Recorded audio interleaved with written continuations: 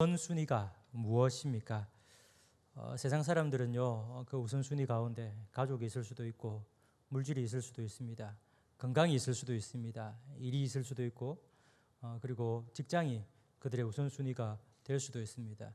그렇게 우선순위에 따라서 그것을 먼저 하고 그것을 먼저 가지려고 합니다. 또한 지키려고 합니다. 그런데 우리는 달라야 합니다. 성도는 달라야 합니다. 성도는 세상 사람들이 우선시하는 것 생각하고 소중해하며 그것을 가지려고 하고 지키려 할 수 있습니다. 필요 없다는 것 아닙니다. 그것을 가지려 했어도 안 된다는 것 아닙니다. 또한 그것을 가지려 해도 됩니다. 그러나 우선순위가 다르다라는 겁니다. 방금 말씀드린 것은요, 우리가 먼저 하고 난 이후에 해야 될 일을 하고 난 이후에 해야 되는 겁니다. 그러면 우리의 우선순위가 무엇일까요? 마태복음 6장 33절 말씀이 잘 말씀해 줍니다. 그런즉 너희는 먼저 그의 나라와 그의 의를 구하라라고 말씀하셨습니다. 바로 하나님의 나라와 의를 구하는 것이 성도가 가장 먼저 해야 하는 겁니다. 이것이 바로 우선순위인데요. 하나님의 나라와 의를 구하는 것이 우선순위인데, 그러면 그것을 구하는 신앙생활을 하기 위해서 우리의 삶 그리고 어떠한 모습으로 살아가야 할까요? 성도의 신앙생활과 원리가 무엇일까요?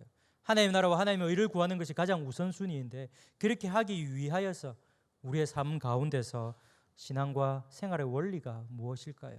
아마 우리 성도님들이 다 아는 겁니다. 바로 하나님 중심, 성경 중심, 교회 중심의 그 삶을 사는 겁니다.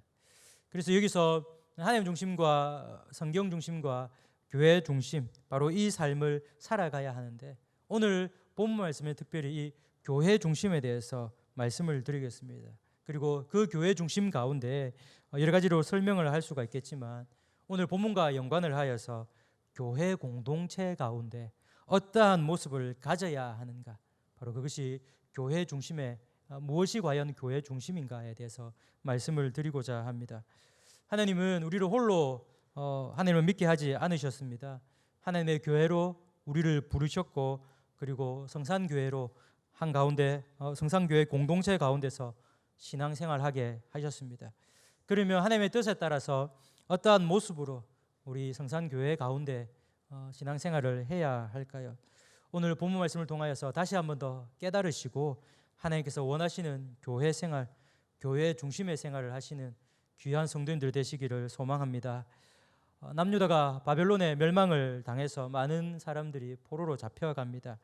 그러나 하나님은 그들을 그대로 내버려 두시지 아니하시고 그들에게 회복을 약속을 하시면서 다시금 고국 땅 이스라엘로 돌아오게 하십니다.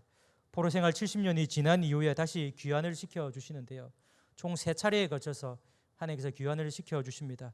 1차는 스룹바벨과 예수와, 2차는 에스라, 3차는 느헤미야의 인도에 따라서 이 백성들이 오게 됩니다.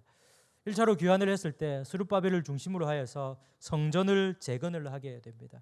그런데 성전을 다시금 짓는 것도 쉽지 않았습니다. 방해하는 무리들에 의하여서 16년간이라는 긴 세월 동안 중단을 하였다가 다시금 건축을 하게 됩니다.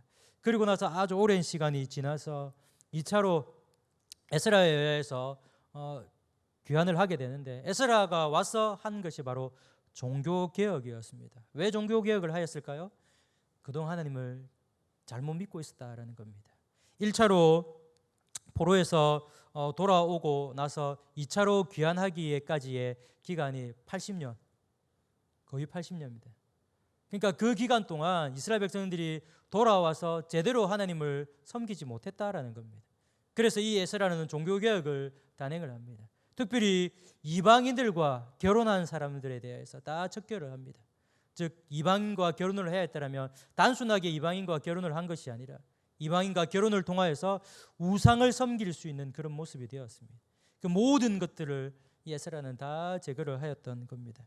이제 3차로 우리가 본문에 읽었던 말씀에 속한 그 저자 느헤미야가 그 사람들을 데리고 돌아옵니다. 사실 이 3차로 귀환했을 때는요, 1차 귀환을 하고 93년이나 지난 세월이었습니다. 약 100년 뒤에 3차로 사람들이 돌아옵니다. 그런데 그동안 약 100년이라는 긴 시간 동안 1차로 그리고 2차에서 3차의 기간은 약 14년 정도가 됩니다. 그 기간 동안 이스라엘 백성들이 다시금 포로에서 돌아와서 잘 생활하였느냐, 잘 살았느냐? 그렇지 못합니다. 느헤미야 1장 3절입니다. 그들이 내게 이르되 사로잡힘을 면하고 남아있는 자들이 그 지방 거기에서 큰 환난을 당하고 능욕을 받으며 예루살렘 성은 허물어지고 성문들은 불탔다 하는지라. 느헤미야가 바벨론에서 이 이스라엘의 땅, 그 땅이 어떠한 형편에 있는가에 대해서 소식을 듣게 됩니다. 어떠한 형편에 있는가? 큰 환난을 당하고 능욕을 당했다라고 그런 소식을 전해 듣게 됩니다. 그러면 왜 환난을 당하고 능욕을 받았을까요? 그것은 이 100년이라는 기간 동안 정착을 해야 했지만 제대로 정착을 하지 못하고 나라가 제대로 서 있지를 못했다라는 겁니다.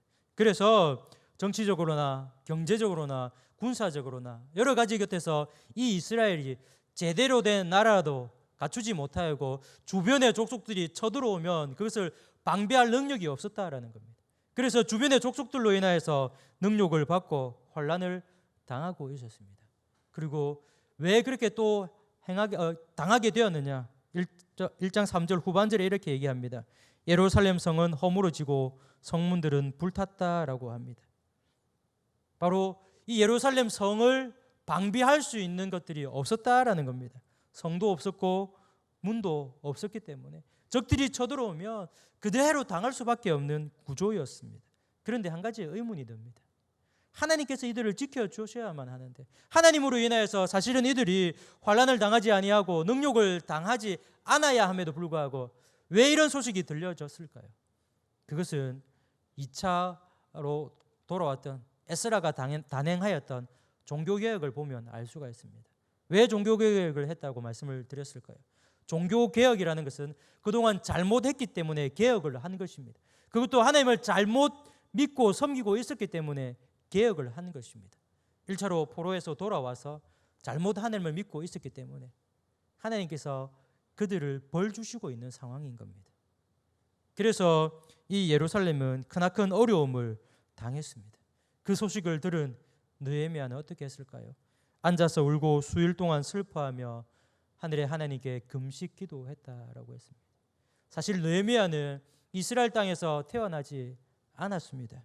그리고 페르시아의 아닥사스다 왕 최측근입니다. 부귀와 영화를 누릴 수 있는 그 자리였습니다. 그럼에도 불구하고 그것을 다 버리고 귀환을 합니다. 이 느헤미야가 예루살렘으로 돌아와서 한 일은 바로 성벽을 재건하는 일이었습니다. 순탄하지 않은 그 일입니다. 2장에 보면 반대하는 사람들도 나타납니다.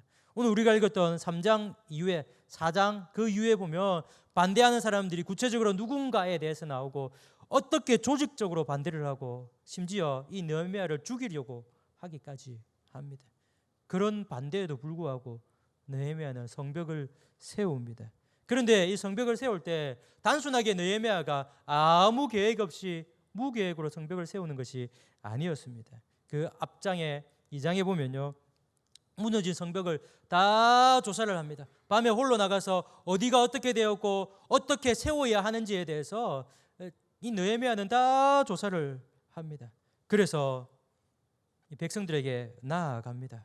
왜 성벽이 필요한지 재건 목적을 설명을 하게 되고요. 그리고 자기 자신이 페르시아 궁전에 있을 때 하나님께 기도를 하였고 그 기도가 어떻게 응답이 되었는가에 대해서 백성들에게 다 설명을 하고 그리고 격려를 하면서 성벽을 건축을 하기를 시작합니다. 오늘 본문 말씀이 바로 그 첫 성벽이 건축되는 장면이 나옵니다. 어디서부터 성벽을 재건하였고 그리고 그 성벽을 재건할 때 누가 참여하였는지 이름이 쭉 나오게 됩니다. 가장 먼저 재건한 곳이 나오는데요. 본문 1절 중후반절입니다.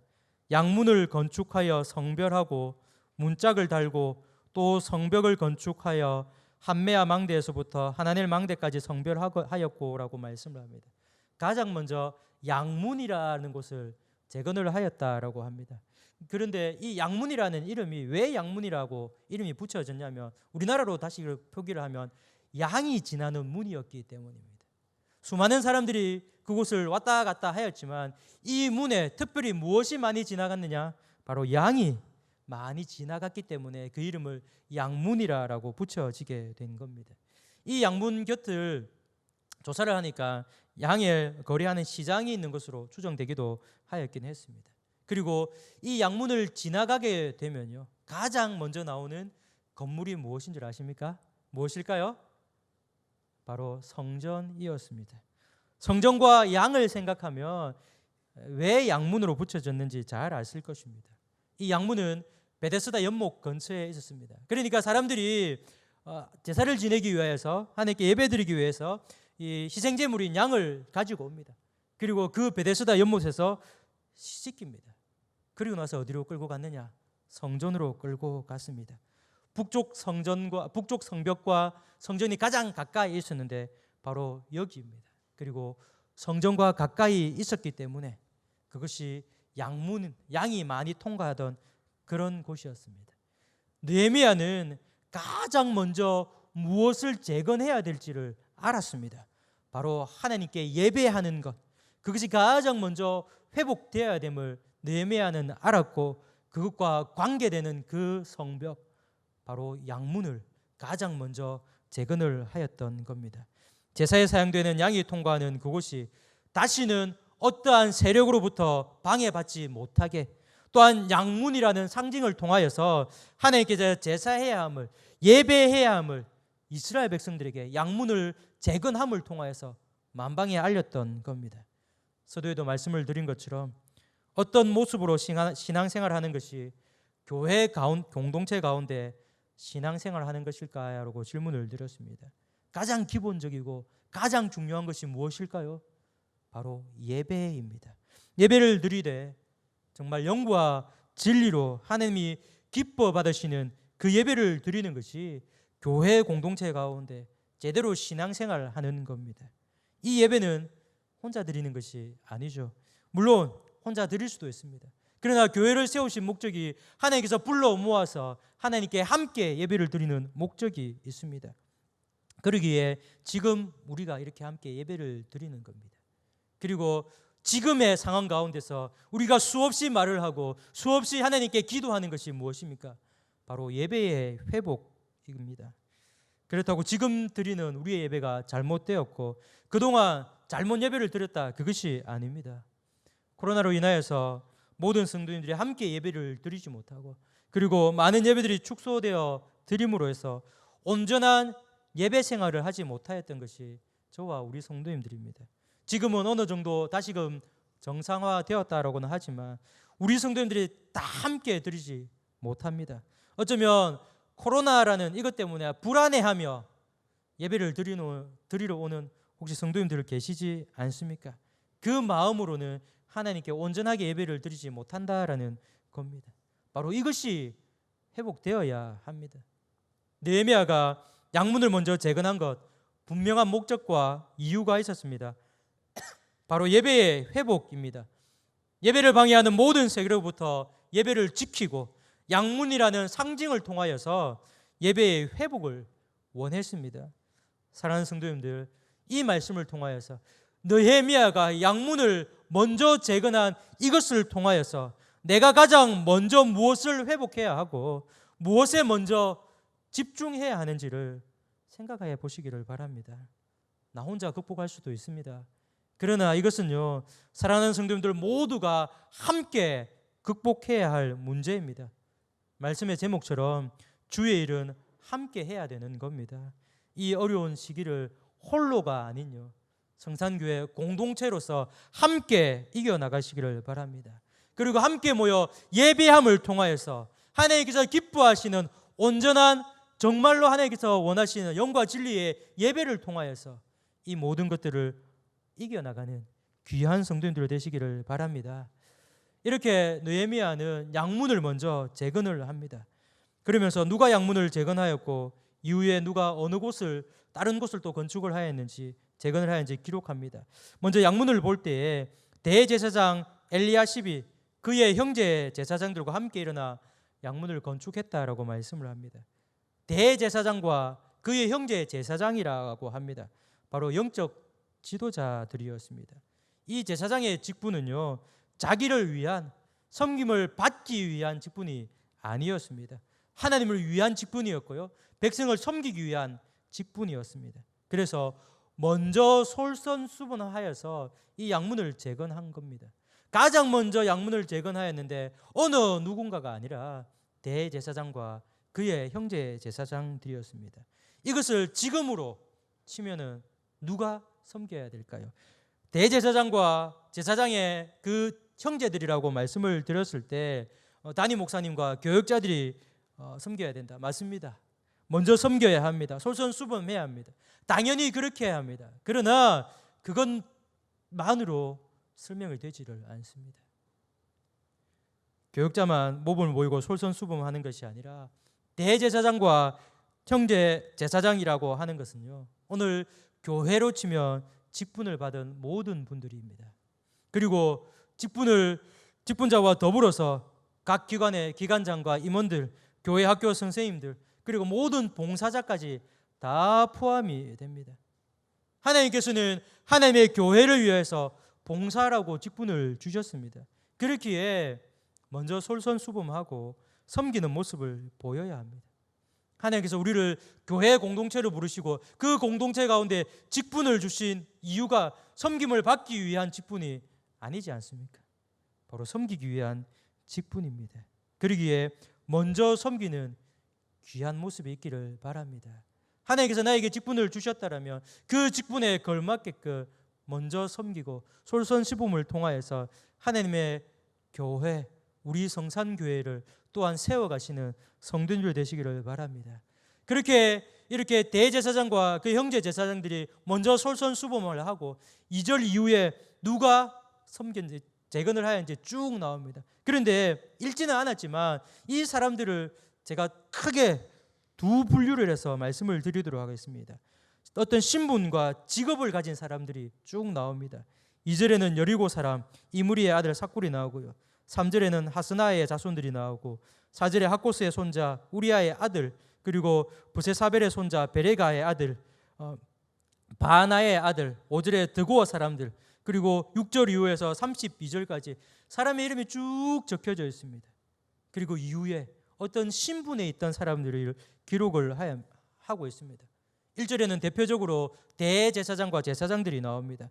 읽지는 않았지만 9절과 12절에 보면 예루살렘 지방 절반을 다스리는 자라고 하면서 어느 위치에 있는 사람에 대해서, 신분에 대해서 나옵니다. 14절에 보면 벳 학게렘 지방을 다스리는 자라고 나옵니다. 15절에는 미스바 지방을 다스리는 자, 16절에는 벳술 지방 절반을 다스리는 자, 그리고 8절과 32절에 보면요, 금장색의 하헤야의 아들 우시엘과 말기야가 나옵니다. 이 금장색이라는 것은요, 순금이나 금박으로 장신구를 만드는 그 일을 하는 사람이라고 보시면 됩니다. 그러니까 읽지는 않았지만 오늘 본문 말씀과 그 이후에 어떠한 사람들이 이 성전 재건, 어느 위치에 성전을 재건하였는지 나오고, 사람뿐만 아닙니다. 어느 지위에 있는 사람이, 어떤 직업에 있던 사람이 그것을 재건하였는지 쭉 나오게 됩니다. 신분과 지역에 상관없이, 또한 그 모든 것 상관없이, 자기의 어떠한 것 상관없이 하나님의 성전을 보호를 하고 백성을 보호하고 온전한 생활을 하기 위한 그 성벽 재건하는 그 일에 동참한 것을 볼 수가 있습니다. 그러면 왜 이런 사람들이 쭉 적혀져 있을까요? 사실 누군지도 모르지 않습니까? 성경에 나오는 족보를 다 조사를 해도 그 사람이 정확하게 누구인지 잘 모릅니다. 단순하게 누구의 아들 누구라고 기록되어 있습니다. 잘 알지도 못하는 이 사람들을 왜 성경은 기록하고 있을까요? 한 가지 사실은 이것을 통해서 많은 사람들이 자신의 지위와 직업에 관계없이 헌신한 것을 보여주기 위하였습니다. 그리고 지역도 나옵니다. 이 지역은요, 예루살렘 지역이 아닌 먼 지역까지 그 지역에서 다 왔던 사람들입니다. 예를 들어서 우리 남한을 예를 들읍시다. 서울에 이 예루살렘이 있다라고 생각해 봅시다. 그러면 각 지역에 부산에서까지 사람들이 왔다라고 생각을 하시면 됩니다. 자기가 사는 지역도 아니었습니다. 어찌 보면 나 몰라라 하는, 그렇게 할 수도 있었을 겁니다. 그러나 지역에 상관없이, 지위에 상관없이, 직업에 상관없이 이 모든 사람들이 와서 성벽 재건하는 일에 함께 하였던 겁니다. 마찬가지입니다. 하나님의 교회는요, 하나님의 교회를 세우고 공동체 생활을 하는 것은 혼자 할 수 없습니다. 오늘 오후 예배에 오신 모든 성도님들, 직분도 다르고 나이도 다르고 직업도 다르고 지역도 다 다릅니다. 그러나 한 가지 다르지만 같이 해야 하는 것이 있습니다. 그것은 하나님의 교회를 세우는 일이요, 주의 일을 같이 하는 공동의 의무가 있습니다. 사랑하는 성도님들, 앞서서 말씀을 드린 대제사장과 제사장들은 직분에 대해서 말씀을 드렸습니다. 그러나 이 사람들은 직분이 아니었습니다. 모든 것을 망라하고 함께 이 일에 동참을 하였던 겁니다. 그러니 부산 성산교회에 속한 모든 성도님들은 하나님의 일을 위해서 함께 해야 할 의무가 있는 겁니다. 하나님의 교회를 세워가고 하나님의 일을 해야 하는 겁니다. 그러니 어느 누구도 빠짐없이 하나님의 교회를 위한 그 일들을 감당하시는 귀한 성도들 되시기를 바랍니다. 그리고 함께 일을 하되 또 해야 할 것이 있습니다.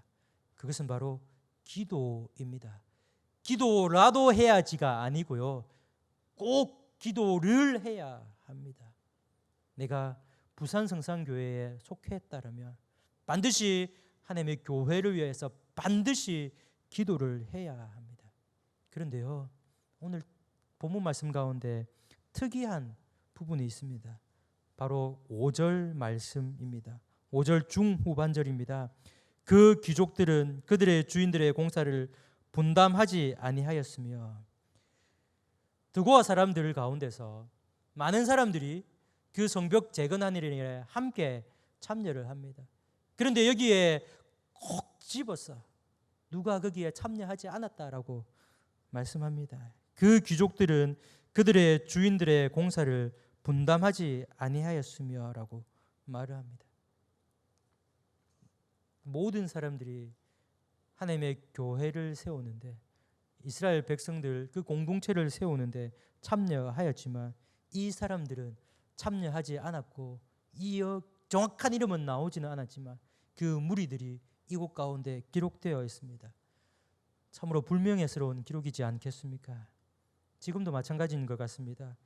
하나님의 교회 일을 하며 열심히 하든 열심히 하지 않든 그 일들에 참석하는 분들이 있는가 반면에 아예 나 몰라라 하고 참석하지 않는 분들이 있다라는 겁니다.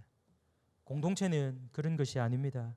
성벽 재건을 했던 사람들을 보면 앞에서도 말씀드린 것처럼 모든 사람들이 함께 참석한 것인 걸 볼 수가 있습니다. 그러나 그곳 가운데 드고와 귀족은 함께 참석하지 않았습니다. 이 사람들처럼 주의 일이면 교회 일이면 함께 동참해야 하는데 혹시 나 몰라라 하고 있는 분들은 계시지 않습니까? 주의 일과 교회 일에 있어서는 이렇게 하면 절대로 안 됩니다. 함께 협력하여 주님의 교회를 위해서 또한 맡겨진 사명을 잘 감당해야 합니다. 사랑하는 성도님들, 하나님의 교회, 우리 부산 성산교회를 세우기 위해 모든 성도님들이 기도하고 헌신하여 성도님들의 이름이 하나님께 불리워지고 기억되며 또한 그 헌신하는 사람들이 하나님의 명부에 기록되기를 소망합니다. 사랑하는 성도님들, 하나님의 교회는요 혼자 세울 수 없습니다. 또한 주의 일은 혼자 하는 것이 아닙니다. 함께 이 교회 공동체 성산교회로 부르셨기에 함께 해야 합니다. 함께 세워가야 합니다. 이 사실을 잘 기억하셨어요. 아직까지 코로나로 인하여서 두려워하고 염려하고 걱정하여서 예배에 참석하지 못하는 분들이 있더라면 다시금 교회에 대해서 말씀을 해 주십시오. 공동체에 대해서 말씀을 해 주십시오. 그리고 지금 우리가 회복해야 할 것은 바로 예배인 것을 말씀을 해 주셔서 함께 예배에 참석할 수 있도록 해 주시기를 바랍니다. 또 한 가지 더, 주의 일을 할 때 나 몰라라 하는 것이 아니고요, 기도로서 또 함께 함을 통하여서 하나님의 일을 함께 하시고 하나님의 교회를 함께 세워가시는 귀한 성도님들 되시기를 주님의 이름으로 축복합니다.